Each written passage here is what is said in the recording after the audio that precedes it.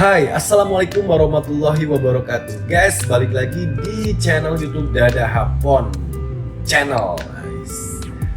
Oh iya guys, hari ini gua kedatangan user dengan kasus iPhone-nya tuh LCD-nya nggak bisa disentuh gitu kan.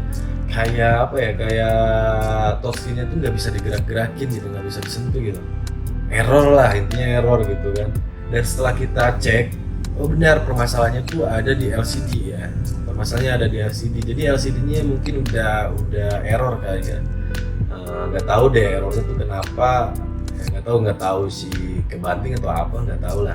Dan akhirnya kita mau ganti LCD-nya gitu. Nah sekalian nih, gua mau share sama kalian cara mengganti LCD iPhone X.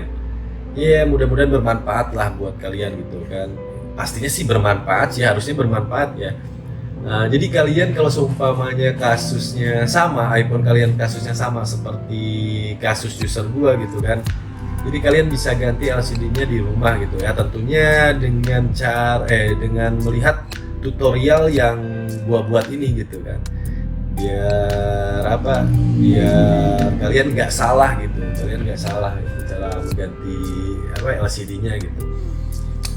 Daripada kita banyak ngomong, mending langsung aja deh cara mengganti LCD gitu kan. Kita kerjain aja cara mengganti LCD iPhone X. Let's go.